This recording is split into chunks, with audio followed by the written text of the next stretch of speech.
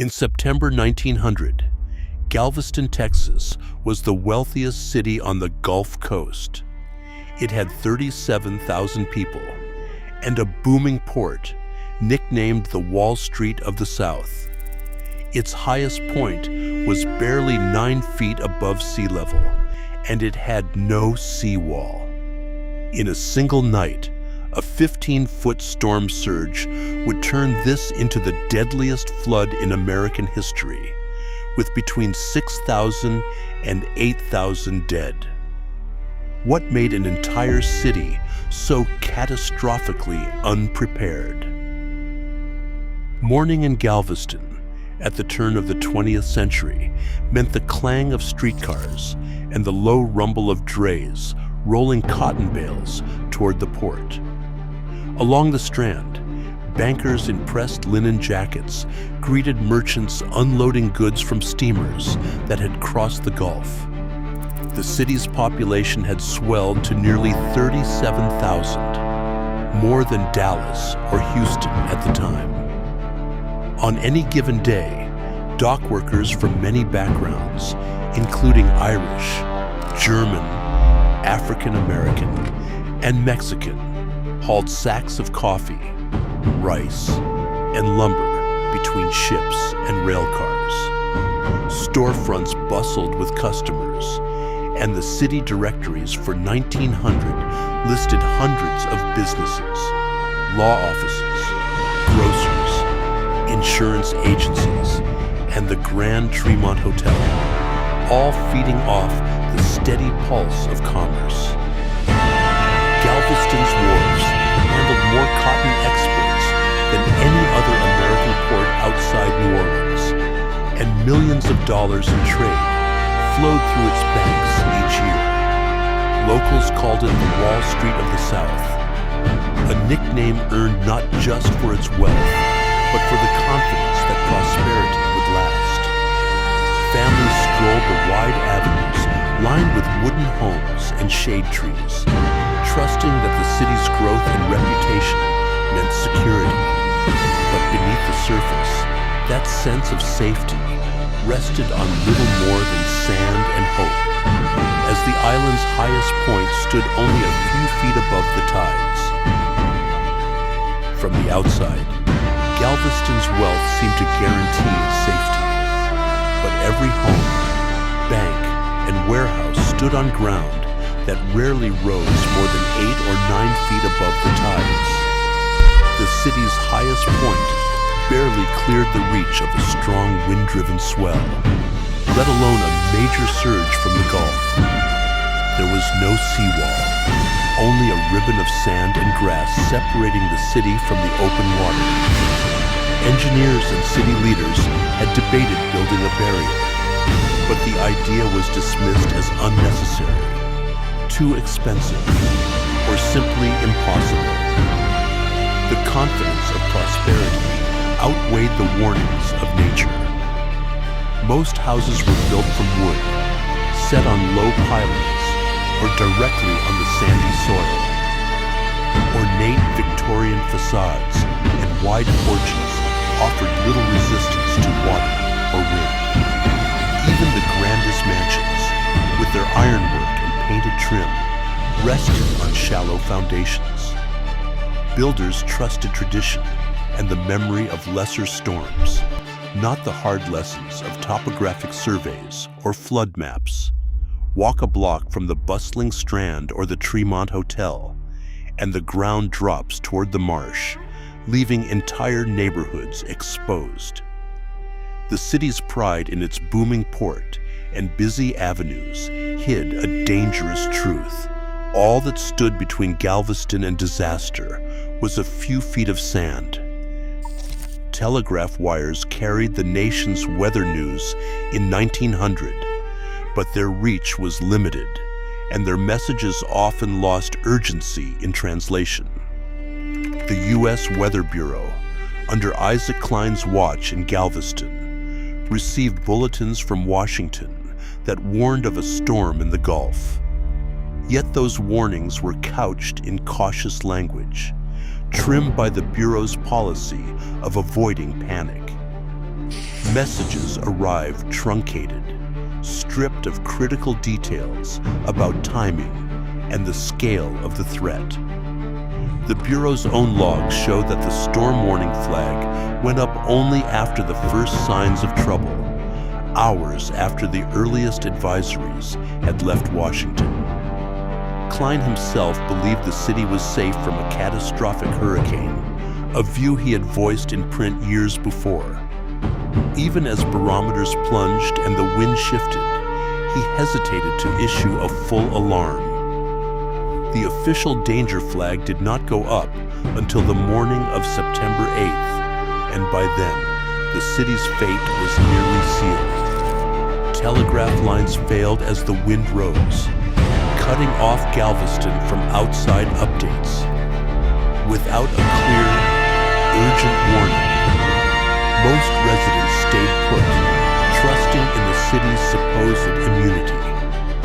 The gap between what the Bureau knew and what it communicated left Galveston exposed, with no time to prepare for what was coming. Water began to rise so quickly that streets vanished in minutes. The first wave smashed through wooden homes, sweeping entire blocks into the churning gulf. Survivors described the surge as a wall, 15 feet high, moving inland with relentless force. Families scrambled to upper floors, only to find the water following, climbing staircases, filling attics, and trapping those who hesitated. The roar of wind was drowned out by the crash of debris and the desperate cries of neighbors. In the city's west end, whole neighborhoods disappeared beneath the flood. At St. Mary's Orphanage, nuns tried to save the children in their care. With the building shuddering around them, they gathered the orphans and, in a final act of protection, tried to keep them together. The surge tore the orphanage from its foundations. Only a handful survived. Across Galveston, people clung to rooftops, trees, and whatever floated. Letters written days later speak of hands slipping away in the dark, of voices silenced by the rising water. The city's population, 37,000 strong that morning, lost between 6,000 and 8,000 souls in the hours that followed. The scale of loss was almost beyond comprehension. The storm surge, not the wind, was the true destroyer.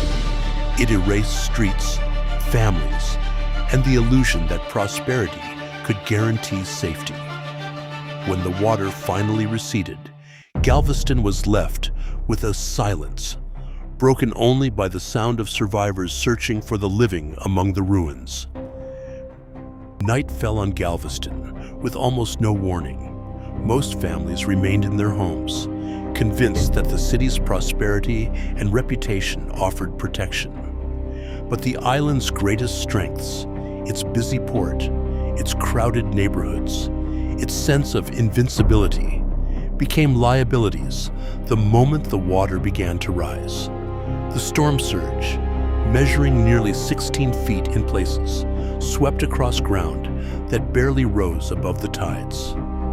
In less than an hour, water climbed faster than anyone could escape. Streets turned to rivers, then to open sea. There was no seawall to slow the advance. Wooden houses, built for comfort, not for survival, collapsed under the combined force of wind and water. Entire blocks splintered and floated away, walls and roofs breaking apart and becoming deadly debris. Survivors described the sound of buildings failing one after another, a chain reaction that left little shelter for those inside. The city's layout, once a symbol of modern planning, became a trap as floodwaters cut off every route to higher ground. Coroner reports from the days that followed reveal the scale of loss. Bodies recovered in clusters, many found in attics or tangled in wreckage, some never identified. The dead included the very young and the very old, dock workers and merchants, whole families lost in a single night. Most died not from flying debris or collapsing walls, but from drowning, caught as the water rose in the dark. The disaster's toll, between 6,000 and 8,000 lives, stands unmatched in American history. For comparison, Hurricane Katrina claimed about 1,800. In Galveston, the surge itself was the true destroyer, overwhelming every weakness in the city's design and every hope for escape. The morning after the storm, Galveston was a city of survivors and ruins. Chaos reigned as families searched for missing loved ones, their calls echoing over the wreckage.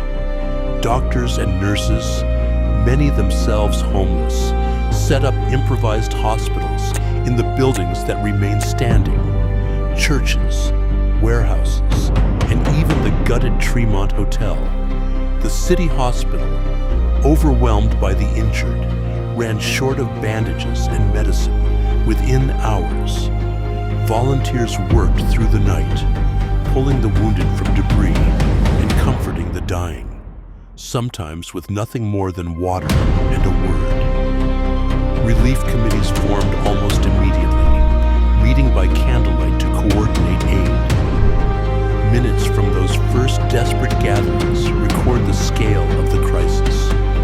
Thousands were left without shelter, food, or clean water.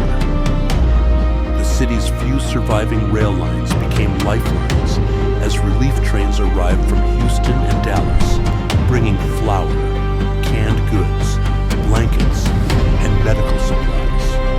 The United States Army Quartermaster Corps sent carloads of tents and rations, and the Navy delivered barrels of fresh water and coffee. Still, the needs outpaced the help. Mass shelters sprang up in schools, churches, and any structure that could be cleared of debris. By the end of the first week, more than 4,000 people crowded into these makeshift refuges. The city's orphanages, already battered, faced a crisis of their own. Hundreds of children, some pulled from the wreckage, and others newly orphaned, waited for news of parents who would never return. Relief workers and nuns worked side by side, struggling to keep the youngest fed and warm. With cemeteries overflowing, the city resorted to mass graves on the highest ground they could find. Volunteers, many in shock, carried out the grim work of burial. Newspaper dispatches from the time described the sorrow that hung over Galveston, but also the resolve of those left behind. In the face of unimaginable loss, a battered city began the slow, painful work of survival. Confidence and commerce built Galveston. A 15-foot surge nearly erased it overnight. Today, over half of Americans live near vulnerable coasts. As storms grow stronger and seas rise, the lesson endures. Infrastructure is only as strong as the risks we are willing to confront. History does not wait for second chances.